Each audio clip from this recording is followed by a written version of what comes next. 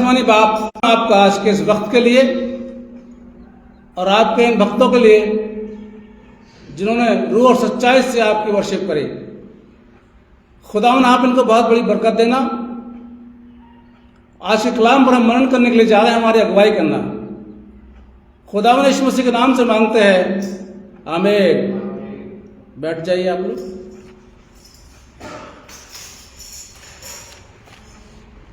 आज का जो सबक है वो सच्चा झूठा। वो आप मूवी पे पढ़ना चाहिए कि वो फिल्म भी आई थी, उस पर होना चाहिए आप। सच्चा झूठा क्लियर कर दो। प्रेरित अपोस्टल जो अपने आप को कहते हैं, उनकी बात कर रहा हूं आज मैं। सच्चे और झूठे प्रेरित। और इसका जो मुख्य पद है, दूसरा कुरिन्थियों निकाले, दूसरा कुरिन्थियों उसका 11 बाब पद 29 पढ़िए जरा जोर से, जिसको मिल जाए।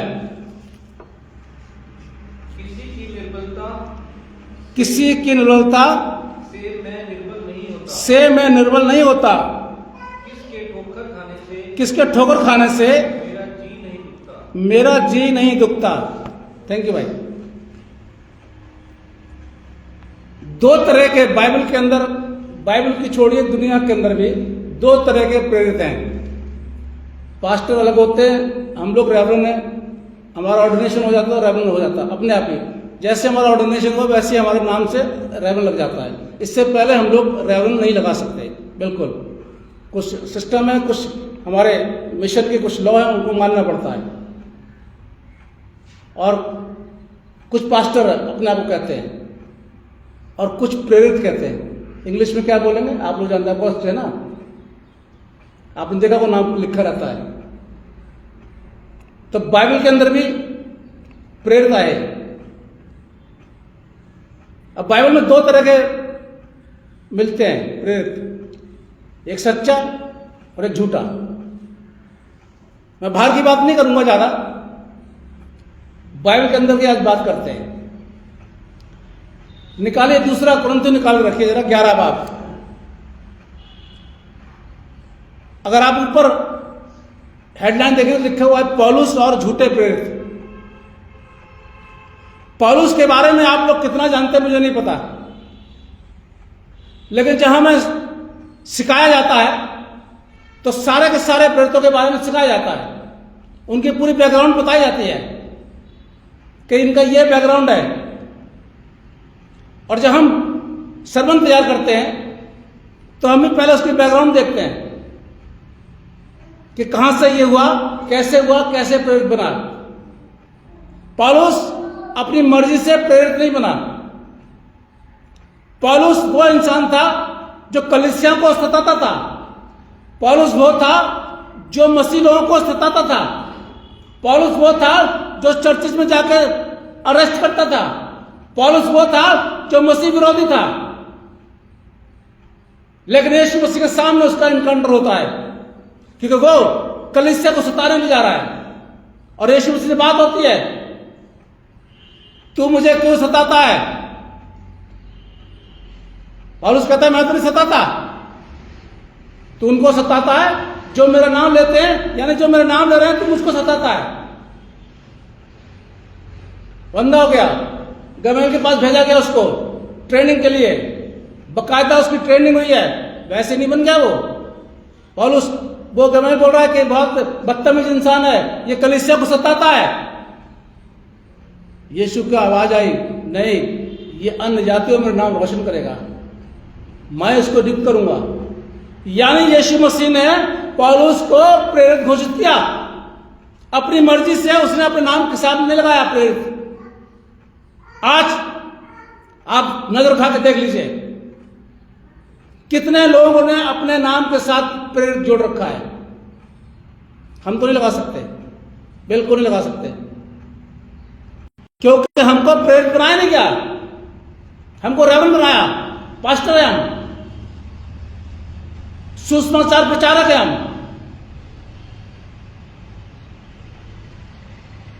पौलुस को यीशु मसीह ने प्रेरित बनाया। ये मेरा इंसान अन्य जातियों में नाम रोशन करेगा। इसकी सेवा कर, इसको ट्रेनिंग दे। बाकायदा पौलुस की ट्रेनिंग हुई, और ट्रेनिंग होने के बाद पढ़ना, फिर तो काम नवोदय पढ़ रहा, आपको मालूम पड़ जाएगा सारा। ट्रेनिंग होने के बाद जब वो कंप्लीट हो गया तो उसको मिनिस्ट्री में भेजा गया सेवा करने के लिए। जैसे हम लोगों का होता है, जब तक कंप्लीट नहीं हो जाता है, जब तक सारे टेस्ट हम पास नहीं कर लेते हैं, जब तक हमें यह बात नहीं हो जाती कि हाँ अब ये काबिल है, अब इसको सेवा में भेजो। और जब पौलुस ने सेवा करी तो उसने कलीसियाएं बनाई, बनी बनाई खीर नहीं मिली उसको। जैसे हम मेरे पास है, जहां कुछ नहीं होता वहां उसको भेजा जाता है, उसको उगाओ, बनाओ। पौलुस ने कलीसियाएं बनाई, रोमियों की, कुरिन्थियों की, इफिसियों की, कुलुसियों की, ये सब कलीसियाएं बनाई, पौलुस की बनाई हुई है। जीरो पे गया था पौलुस सेवा करने के लिए, और यहां पर आकर के पौलुस कुरिन्थी कलीसिया को संदेश दे रहा है। दूसरा कुरिन्थी 11 अध्याय में आकर के वो बता रहा है, क्योंकि वो नहीं चाहता है कि ये चर्च के लोग, ये कलीसिया जो है, मैं फिर से बता दूं, चर्च हिंदी में कलीसिया बोलते हैं और इंग्लिश में चर्च बोलते हैं, इसलिए कंफ्यूज मत हो जाओ अगर मैं चर्च बोल रहा हूं तो। बिल्डिंग का नाम नहीं है चर्च, समूह है आप लोग है चर्च। ये जो चर्च है, ये जो कलीसिया मैंने बनाई है, मैं इसको संदेश दूं, मैं इसको समझाऊं, मैं इसको बताऊं कि सच्चा प्रेरित कौन है, जो खुदा की तरफ से चुना गया, और झूठा प्रेरित कौन है। सबसे पहले पौलुस अपने बारे में अपना परिचय, अपना इंट्रोडक्शन देता है, अपने बारे में बताता है, अपनी जिंदगी के बारे में बताता है कि उसने अपनी जिंदगी किस तरीके से बताया, उसकी जिंदगी में क्या क्या हुआ, वो कौन है, वो बताना शुरू करता है। आ जाइए पहले अध्याय में, 11 का पहले बात पढ़ रहा हूं। यदि तुम मेरी थोड़ी सी मूर्खता सह लेते तो क्या ही भला होता, हाँ मेरी सह भी लो। पौलुस को चिंता है, पौलुस को यह चिंता है कि वो धुन लगाए। पौलुस कलीसिया में धुन लगाए हुए हैं। सबसे पहली बात तो इसमें आगे लिखा हुआ पढ़ लीजिएगा आप। धुन का मतलब समझते ना, दिलो दिमाग से कलीसिया की फिक्र करता है, स्वार्थ के लिए नहीं कि मैं फिक्र करूंगा तो मुझको पैसा मिलेगा, मैं फिक्र करूंगा तो मुझको गिफ्ट मिलेगा। नहीं, वो धुन है उसके अंदर, जो कलीसिया उसने बनाई है, जो स्थापित करी है, उसके अंदर धुन है। और धुन क्या है? वो डरता है। तीसरे पद में आ गया हूं मैं। वो डरता है कि जैसे सांप ने अपनी चालाकी से हवा को बहका दिया था और वो गुनाह में चले गए थे, वैसे ही ये जो कलीसिया है, जो चर्च है जो मैंने बनाया है, ये बहक ना जाए। मेरे अजीजों, एक सच्चा पास्टर, सच्चा प्रेरित, उसको ये धुन रहती है कि जो चर्च के लोग हैं मेरे, वो बहक ना जाए। और इसलिए मैं आपको टोका टाकी करता हूं, इसलिए टोका टाकी करता हूं मैं आप लोगों को। आप लोगों को बुरा लगता है, लेकिन मैं टोका टाकी करता हूं कि आप अपनी जिंदगी इसको बदल रहे हैं, आप उसमें छोड़ करके नए सिरे से आए, और हम नहीं चाहते आप दोबारा उसी में लौटे। हमारा बुरा लगता है, लगने दीजिए। जो नहीं टोकते चलना दीजिए, कोई बात नहीं, कोई नहीं, चलना दीजिए। पैर ऊपर रख के बैठे दीजिए, कोई बात नहीं। चर्च में नहीं आ रहे, कोई बात नहीं। आप लोग को बुरा लगता है जब मैं बोलता हूँ चर्च में आइए, बड़ा सब कुछ बंद कर दूंगा। आप सोचते पता नहीं क्या हो गया, पास्टर जी को लालच है अपना। नहीं, धुन रहती है। एक पादरी को, एक प्रेरित को, कलीसिया चर्च के लोगों की धुन रहती है। वो डरता है, वो ये डरता है कहीं ये लोग बहक ना जाए, जैसे कि हवा बहक गई थी। सांप ने, शैतान ने चालाकी से उसको बहका दिया, और यही एक प्रेरित डरता है। पौलुस डर रहा है, पौलुस यहां पर डर रहा है कि कहीं ये लोग बहक ना जाए हवा की तरह।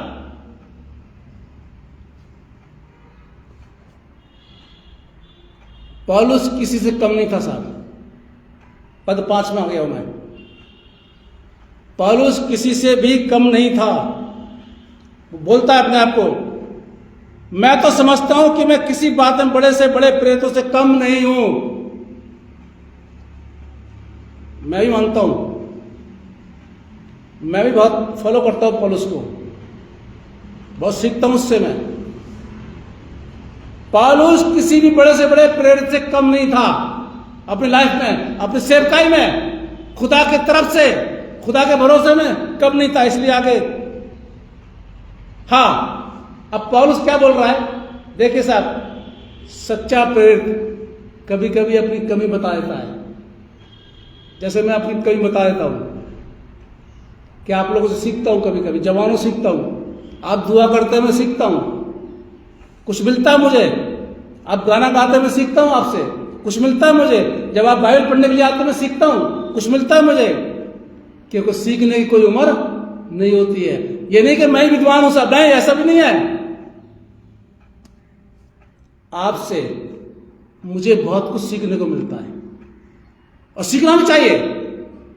जरूरी नहीं कि मैं ज्ञानवान हूं, मुझे सब कुछ आता है, आपको नहीं आता, ऐसा कुछ नहीं है। बहुत सी आपकी गतिविधियां ऐसी होती हैं, आपके खानदान में जब मैं जाता हूं, आपके बोलचाल से, आपके व्यवहार से, आपके उठने बैठने से मुझे सीख मिलती है, और सीखना भी चाहिए, हर एक को सीखना चाहिए। 6 पद, यदि मैं वक्त में अनाड़ी हूं तो भी ज्ञान में नहीं, वक्त मतलब स्पीच में, प्रीच करने में, बोलने में अगर मैं कमजोर हूं। अब 2 चीजें हैं यहां पर, एक तो ज्ञान और एक बोलना। बहुत अच्छा बोलते हैं आप जी, आप जब बोलते हैं तो हम लोग आप ही की तरफ देखते हैं। आप लोग बोलते ना, जो अच्छा पास्टर बोलता है, मेरे को छोड़ के, मैं तो कड़वा ही बोलता हूं, खैर आप बहुत अच्छा बोलते हैं। सवाल यहां पर यह आ रहा है कि वो प्रेरित अगर अच्छा बोल रहा है तो क्या जो बोल रहा है उसको उस बात का ज्ञान है या नहीं है? ये बड़ा गंभीर सवाल है।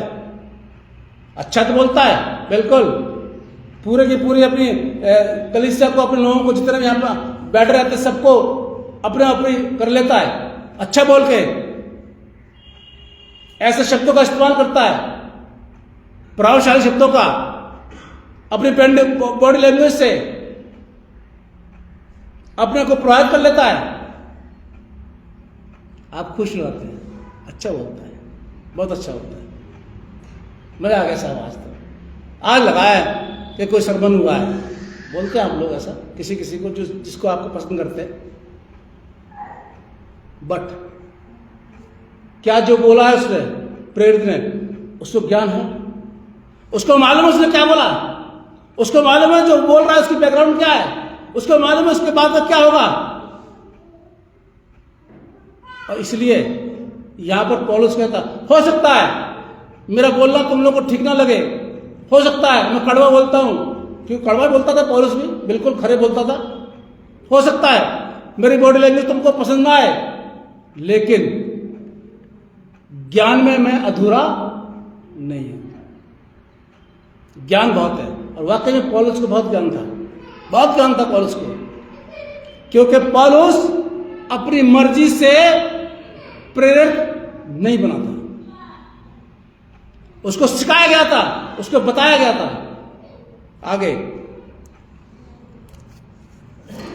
मैं तुमको सैत में सुसमाचार देता हूं, 7 पद में आ गया मैं, सैत में, बिल्कुल सैत में फ्री में। क्या बोलते हैं लोग बात,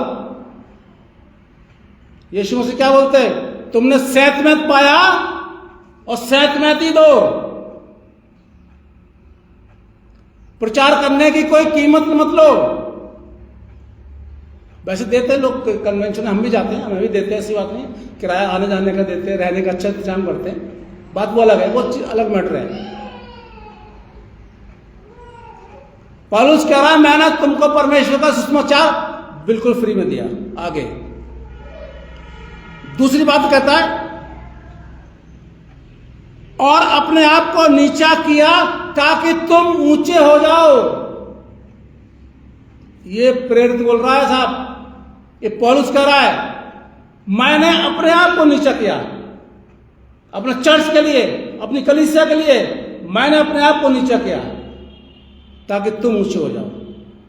कोई बोल सकता है ऐसा प्रेरित? क्या कोई प्रेरित नीचा हो सकता है? क्या वो कह सकता है कि ये लोग ऊंचे हो जाएं?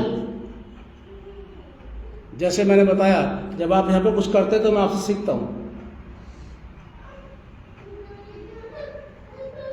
ऊंचे हो जाएं, मैं नीचे हो जाऊं और तुम लोग ऊंचे हो जाओ। सुना है किसी से आपने? मेरे से मुंह से भी नहीं सुना होगा आपने। बाकी सुना है? नहीं सुना होगा, बिल्कुल नहीं सुना होगा। लेकिन पौलुस कह रहा है यहां पर आगे, सबसे बड़ी बात पौलुस कहता है, मैं तुम्हारे पर क्या किसी के ऊपर बोझ नहीं हूं। 9 पद में आ गया हूं मैं किसी के ऊपर भी बोझ नहीं हूं। ये पौलुस की खासियत रही है कि पौलुस ने जो कलीसियाएं बनाई, उन कलीसियाओं में बोझ दिया। हाँ, दूसरी कलीसियाओं से उसने लिया पैसा उस कलीसिया के लिए, तो लिखा भी है कि मैंने दूसरी कलीसियाओं से लेकर के तुम लोगों की सेवा करी है, क्योंकि पौलुस के पास कोई फंडिंग नहीं थी। पौलुस के पास कोई बाहर से पैसा नहीं आता था। वो तो तम्बू बनाने काम करता था, अपनी रोजी रोजगार तम्बू से करता था। वो तो चर्च के ऊपर नहीं बटन था। वो चर्च के ऊपर नहीं था कि उसको कन्वेंस दी जाए, चर्च के ऊपर नहीं था कि उसको किराया दिया जाए, चर्च के ऊपर नहीं था कि बिजली का बिल दिया जाए, चर्च के ऊपर नहीं था कि उसको बच्चों को फीस दी जाए, चर्च के ऊपर नहीं था उसके बीवी को दिया जाए। नहीं था। वो कह रहा है, मैं तुम लोगों के ऊपर बोझ नहीं बना। हाँ, मैंने तुम्हारी जरूरत है, तुम लोगों ने मेरी जरूरतों को पूरा किया। लिखा हुआ इसके अंदर, मेरी घटी को तुम लोगों ने पूरा किया। तुम लोगों ने देखा कि मेरे पास कमी है किसी चीज की, तो तुम लोगों ने अपनी मर्जी से पूरा किया, बट मैं बोझ नहीं बना। क्या कभी देखा आपने कोई प्रेरित जो अपने आप को प्रेरित कहते हैं, कलीसिया के ऊपर बोझ नहीं बनते? आपको तो बहुत अनुभव रहा है, और सब मैं जैसे बताता हूँ, आप लोग रॉयल हैं, सब इंटेलिजेंट है, पढ़े लिखे लोग हैं, कोई ऐसा नहीं है, कोई अनपढ़ नहीं है यहाँ पर, सब पढ़े लिखे लोग, समझदार हैं सब। कभी कभी आप मुझसे ज्यादा समझदारी वाली बातें करते हैं, ऐसी बात नहीं, मैं तो कहता हूँ आप सबको से। क्या कभी सुना है? क्या किसी ने गवाही दी है? किसी प्रेरित ने, जो अपने आप को प्रेरित कहते हैं, उन्होंने गवाही दी है कि मैं तुम लोगों पर बोझ नहीं हूं? आगे अब आ जाइए साहब पौलुस का दुख। पौलुस मोहब्बत भी करता है। पद 11 में आ गया हूं मैं। क्यों? क्या? इसलिए कि मैं तुमसे प्रेम नहीं कर सकता, परमेश्वर ये जानता है कि मैं तुमसे मोहब्बत रखता हूं। यह काबिलियत एक प्रेरित को, एक रेवरन को, एक पास्टर को, एक मिशनरी को, एक सुसमाचार प्रचारक को अपनी कलीसिया से मोहब्बत रखनी चाहिए। अब आप बस सोचना, भाई साहब गुस्सा करते हैं, डांटते, मैं डांटता हूं। डांटते किसको है? डांटते किसको है? बोलिए। जिसको चाहते हैं, मोहब्बत करते हैं।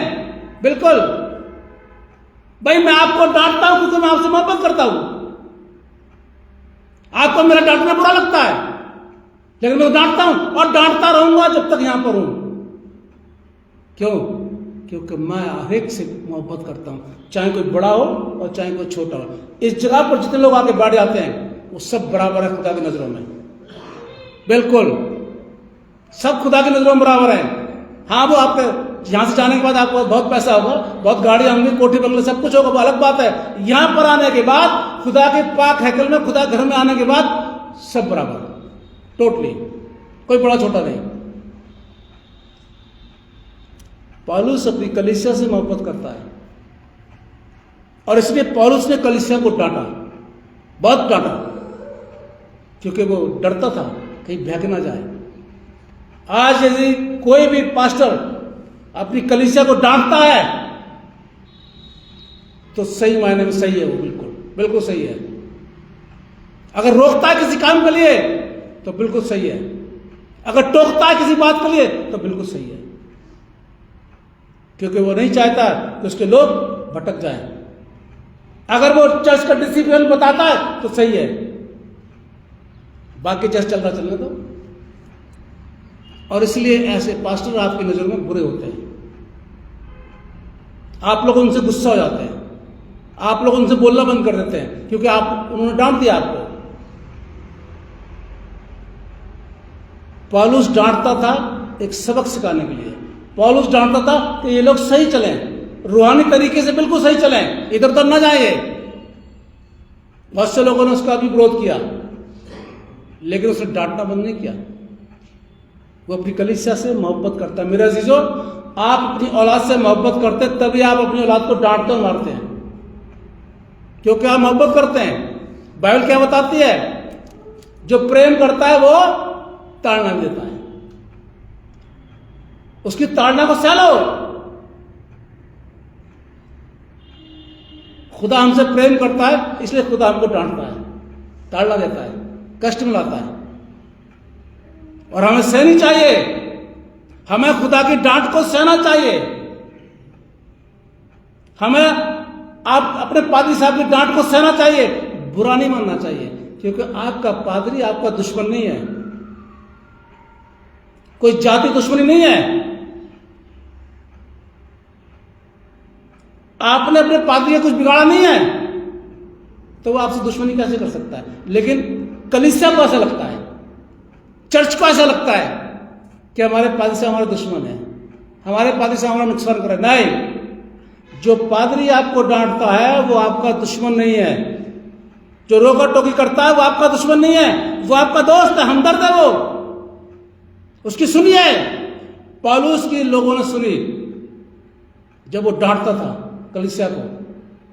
पाक का शागल डांटा उसने, तुम शैतान के कटोरे में से और खुदा के कटोरे में से कैसे पी सकते हो? तुमको शर्म नहीं आती? डांटता है वो। आगे मोहब्बत जो करता है वो डांटेगा। पौलुस के दुख आसानी से नहीं बना पौलुस। अब आ जाइए पौलुस के दुखों में। 22 से लेकर केवल 27 तक पौलुस ने अपने दुखों का वर्णन किया है।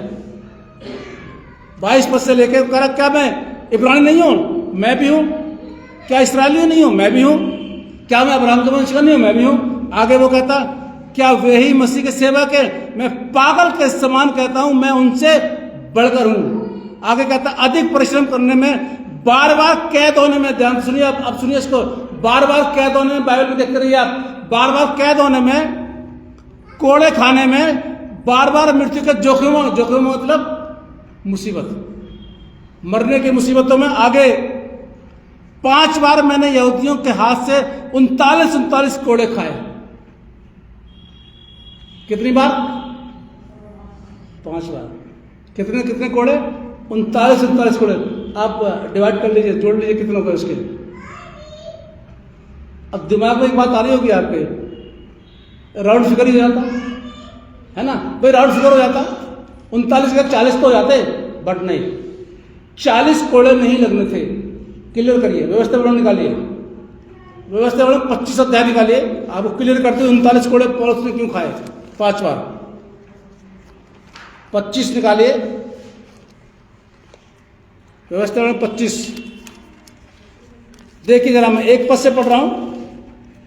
यदि मनुष्यों के बीच में कोई झगड़ा हो और वे न्याय करवाने के लिए न्यायियों के पास जाएं और वे उनका न्याय करें, तो निर्दोष को निर्दोषी और दोषी को दोषी ठहराए। और यदि दोषी मार खाने के योग्य, अब ध्यान सुनिए, यदि दोषी मार खाने के योग्य तो न्यायी उसको गिरवाकर अपने सामने जैसा उसकी दोष है उसके अनुसार कोड़े गिन गिन कर लगवाए। वह उसे 40 कोड़े तक लगवा सकता है। व्यवस्था बनी थी, 40 कोड़े तक लगवा सकता है, 40 के ऊपर नहीं लगवा सकता है। क्यों? क्योंकि कहीं ऐसा ना हो कि वो मर जाए। यीशु ने भी 40 कोड़े खाए थे। अब पौलुस ने 1 कोड़ा कम खाया, 39। बराबरी नहीं करी उसने। अगर वो 40 के ऊपर हो जाता तो व्यवस्था का उल्लंघन हो जाता है। मैंने बताया ना, डिसिप्लिन को फॉलो करता था वो, पूरा डिसिप्लिन मानता था पौलुस। 39 कोड़े 5 बार खाए। आगे आ जाइए। 3 बार मैंने बैतें खाई, 3 बार बैतें खाई और कोड़े खाए। अब सवाल आ गया, आई एम प्रेरित, कितने कोड़े खाए मैंने? 10-11 साल हो गए मुझे यहां पर भाई। दुश्मनों के कोड़े मारे मेरे, बैत मारे मेरे, मैं तो बिल्कुल ठीक हूं। लेकिन यहां तो बैत खा रहा है वो, कोड़े खा रहा है वो। आगे भी देखिए आप। एक बार मुझ पर पथराव भी किया गया, 3 बार जहाज जिन पर मैं चढ़ा था टूट गए, एक रात दिन मैं समुद्र में काटा, मैं बार बार यात्राओं में, नदियों के जोखिमों में, डाकों के जोखिमों में, अपने जाति वालों से जोखिमों में, अपने जाति वालों के यानी जो हमारे मसीह समाज के लोग हैं उनसे भी पौलुस को मुसीबत आई। आगे अन्य जातियों से जोखिमों में, नगरों के जोखिमों में, जंगल के जोखिमों में, समुद्र के जोखिमों में, झूठे भाइयों के बीच जोखिमों में, परिश्रम और कष्ट में, बार बार जागते रहने में, भूख प्यास में, बार बार उपवास करने में, जाड़े में उघाड़े रहने में और अन्य बातों को छोड़कर जिनका वर्णन मैं नहीं करता, सब कलीसियाओं की चिंता प्रतिदिन मुझे दबाती है। क्लियर हो गई बात? यहां पर इतने कष्ट इस पौलुस ने उठाए, ये खुद बता रहा अपने बारे में। हमें भी नहीं पता था 39 कोड़े खाए क्या किया, हम तो पढ़ रहे हैं इसके बारे में। क्या कभी किसी प्रेरित ने इतने कष्ट उठाए? एक चीज ध्यान सुनिए, आप अगर कोई चीज त्याग कर मेहनत से, ईमानदारी से उसको हासिल करते तो वो आपको आगे फल देती है, वो आपकी अपनी होती है। लेकिन दाएं बाएं से आप करते हैं तो क्या वो सभी करते हैं। दाएं बाएं से तो सभी लोग करते हैं, लेकिन मसीह को अगर कोई चीज प्राप्त करनी है तो ईमानदारी से, मेहनत से करे, जैसे इसने किया। इसने ये प्रेरित शब्द अगर इसको मिला है तो इसकी अपनी मेहनत से इसने मेहनत की है, जोखिम उठाया इसने, कोड़े खाए इसने, विरोध सहा इसने, तब जाकर इसको प्रेरित बना। क्या आज कोई ऐसा प्रेरित है आपकी नजरों में जो इतना जोखिम उठाता हो? मैंने आपको बताया ना, हमारे यहाँ तो महिला चर्च में तो खूब अच्छा है, सैलरी बन जाती है, टीए और बेसिक सब बन जाता है, रेंट मिल जाता है, सब है, सब कुछ है। बड़े बड़े चर्च में तो खूब अच्छा। मैं ऐसी बात नहीं, दिल्ली में था मैं, मुझे भी सब कुछ मिलता था, ऐसा नहीं है, सब कुछ है साहब, सारी फैसिलिटी सब कुछ। कमेटी से पास करवा लिया, पादी साहब ने एसी लगवाना साहब, एसी लगे घर के अंदर। बिल पैसा कौन देगा इसका? बिल मैं दूंगा। 1-2 महीने बिल दिया, बाद में कुछ लोगों ने तरस खा लिया, अरे पैसा कहां से आप बिल दे? कोई बात नहीं, हम दे दिया करेंगे, चर्च बिल देगा आप, एसी का भी। आलिशान मकानों में रहते हैं हमारे मिशन के पास्टर लोग दिल्ली के अंदर, बढ़िया। दिल्ली में हिसाब में सब जगह, 2-4 जगह, बड़ी बड़ी जगहों पर अच्छे रहते हैं। चर्च में उनको मिला हुआ, चर्च की सेवा भी करता, घर की सेवा भी करता, सब कुछ है उनके पास। गाड़ी है, गाड़ी का पेट्रोल खर्चा चर्च उठाएगा, फोन चर्च ने दे रखा। अरे पैसा भी आपका फोन पुराना हो गया, पुराना हो गया, चलिए नया दिलवा दिए। कितना दिलवाएं? अरे अच्छा वाला दिलवाओ, हमारे पास सामने अच्छा वाला दिलवाओ, मिल गया अच्छा वाला, ले लिए। जब तक उस चर्च के अंदर तब तक सारी सहूलियतें हैं, बच्चों की फीस सब जारी है, बना हुआ डिसिप्लिन में बच्चों का भी देना पड़ेगा चर्च को। तो शुक्र करिए आप लोग कि यहाँ पर वो कमेटी नहीं बनी, नहीं तो आपको मेरा पूरा खर्चा देना पड़ता टोटली, और नहीं तो बंद कर देते। सब है, आप यहाँ के आसपास के चर्च पता कर लीजिए, सब चर्च के लोग देते हैं टोटली, XYZ। पादी साहब कुछ नहीं करना पड़ता अपने पास से। और आपको पता पड़े चर्च में पार्टी होती रहती, खाने होते रहते, बर्थडे मनते परिवार में। बिना हमारे यहाँ तो दिल्ली के अंदर तो केक नहीं कटता जब तक पैसा घर में नहीं पहुंच जाए। जब तक पादी साहब घर में नहीं आते हैं, जब तक बर्थडे नहीं मनता है साहब, कोई खुशी नहीं मनती है। खाना हो गया, मोटा लिफाफा दे दिया, पैसा भी लीजिए, थैंक यू, ये चर्च के, ये आपकी है। क्या कमी है? कोई कमी नहीं। जब सेमिनरी करते हैं तब सारा खर्चा मिशन उठाती है टोटली, अपने पास से कुछ नहीं देना पड़ता। एक बार अगर बोर्ड ऑफ मिनिस्ट्री पास हो गए तो फिर हम कॉन्फ्रेंस करोगे, सारा खर्चा कॉन्फ्रेंस देगी टोटली, जीवन भर तक। 70 साल हो गए रिटायरमेंट के। हमारे तो जब पहले आए थे तो हमारे तो कम थे, अब जो आ रहा 70 साल हो गए, 70 साल के बाद भी मिलेगी, पेंशन मिलेगी, सब कुछ मिलेगा जी। क्या है, अच्छी बात है। बट ऐसे भी लोग हैं हमारे जैसे जिनको कुछ नहीं मिलता, छोटा सा अमाउंट। आप में से कुछ ऐसे लोग हैं जिनकी हफ्ते भर की कमाई है ना साहब, हफ्ते भर की जितनी है ना उतना मुझको महीने से मिलता है। कुछ लोग ऐसे हैं आप में से, आप देख लीजिए। पर मैं पौलुस नहीं हूं, मैं पौलुस नहीं हूं, ना मैं पौलुस बन सकता हूं, ना मैं पौलुस की बराबरी कर सकता हूं, क्योंकि पौलुस एक रॉयल अपने जमाने में बढ़िया, किसी प्रेरित से कम नहीं, सारे दुख उसने उठाए। डेट में लिखा हुआ है, सारे देख लीजिए, पढ़ लीजिए दोबारा से, सारे दुख उसने उठाए और कलीसिया को उसने बनाया। इसको बोलते हैं सच्चा प्रेरित। ये होते सच्चे प्रेरित। अब आ जाए झूठे प्रेरितों पर। झूठे प्रेरित निकाल लीजिए, इसी वही है। अब पौलुस यहां पर झूठे प्रेरितों की बात करता है हम लोगों को होशियार करने के लिए। पौलुस यहां बुराई नहीं कर रहा किसी की। अगर मैं भी किसी का बयान करता हूं तो इसलिए ताकि हम होशियार हो जाएं, ऐसे लोगों से बचे रहें, अंगूठे उतार उतार के ना दे दें बेमतलब में। शुरू में मुझे पता चला था, यहां पर एक दो लोग आए थे 14-15 में, और बोला था मेरे से, अरे पैसा वो तो आते हैं दुआ करिए और उनके हाथों में देखो, आपके तो हाथ में कुछ भी नहीं है। मैंने कहा भाई एक शादी की अंगूठी है, वो भी कभी कभी पहनता हूं त्योहार पे, बड़े दिन में पहन ली, कभी पहन ली, नहीं पहनी। कह रहे उनके तो 4-5 हाथों में अंगूठियां। मैंने भाई हमारे पास तो नहीं है। जोखिम उठाए।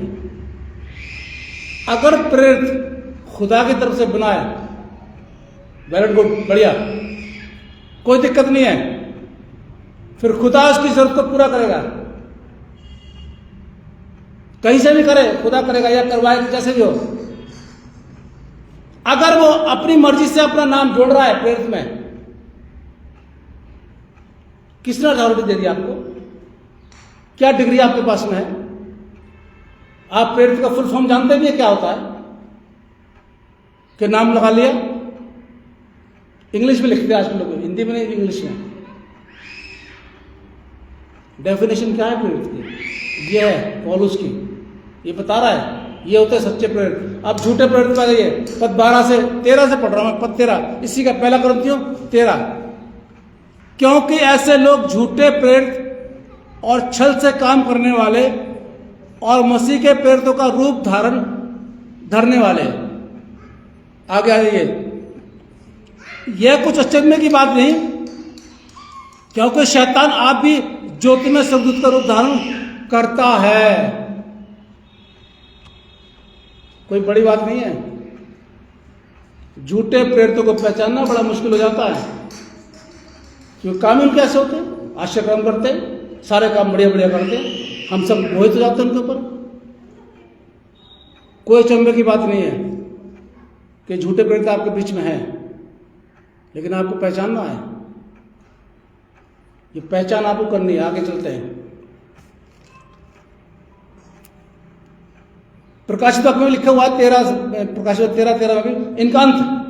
प्रकाशित वाक्य 19 पद 20 पढ़ रहा हूं मैं आपके साथ। इनका अंत भी होगा, ऐसी बात नहीं, झूठे प्रेरितों का अंत भी होगा, बहुत बुरा अंत होता है इनका। प्रकाशित वाक्य 19 पद 20 पढ़ रहा हूं मैं, देख आपके सामने। वह पशु और उसके साथ वह झूठा भविष्यवक्ता पकड़ा गया, जिसने उसके सामने ऐसे चिन्ह दिखाए थे जिनके द्वारा उसने उनको भरमाया, जिस पर उस पशु की छाप थी, और जो उसकी मूर्ति की पूजा करते थे, ये दोनों जीते जी उस आग की झील में जो गंधक से चलती है डाले गए। आश्चर्यक्रम, यीशु मसीह ने बोला। बड़े अचंभे वाले काम होते हैं, आप विश्वास कर लेते हैं। क्यों? जानते क्यों विश्वास करते हैं? क्योंकि आपको बाइबल की नॉलेज नहीं है, आप बाइबल नहीं पढ़ते। जो बाइबल पढ़ेगा, जो बाइबल से सीखेगा, वो ऐसे झूठे लोगों को तुरंत पहचान लेगा। नहीं, बाइबल तो ये बात नहीं बोलती है, बाइबल तो अलाउ नहीं करती है। और यदि आप बाइबल नहीं पढ़ेंगे तो आप झूठे प्रेरितों को नहीं पहचान पाएंगे जो आपके बीच में है, रात दिन रहते हैं। बिल्कुल। वो देखा आपने, वो हरी घास में एक हरा सांप होता है, शायद पता नहीं आपने, मैंने देखा, वो दिखता नहीं है, बिल्कुल कलर घास की तरह होता है उसका, बिल्कुल, और बड़ा जहरीला होता है वो।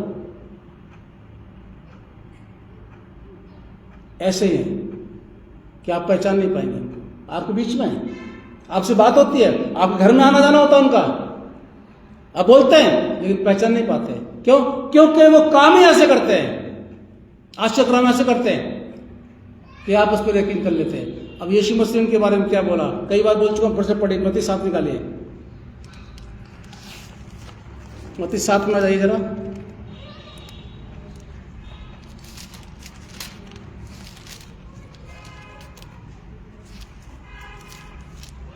पद 21 निकालिए सब लोग, आप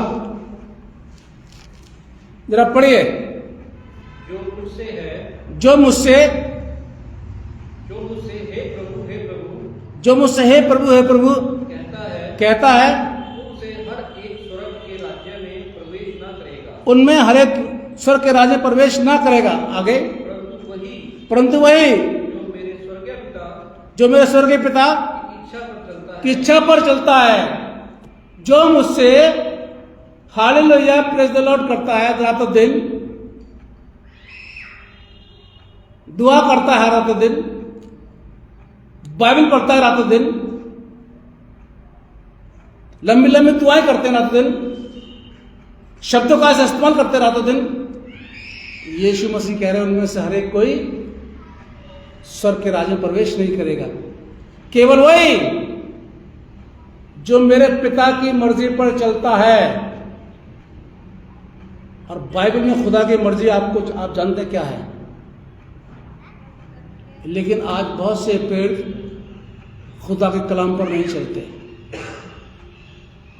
क्योंकि अगर वो खुदा के कलाम पर चलेंगे और सही बात खुदा के कलाम से आपको बताएंगे तो उनकी चेक बुक नील हो जाएगी। क्लियर बोल रहा हूं मैं।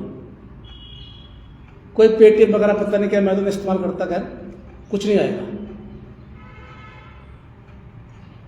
बिल्कुल नहीं आएगा। अगर सही मायने में उन्होंने प्रीच किया बाइबल से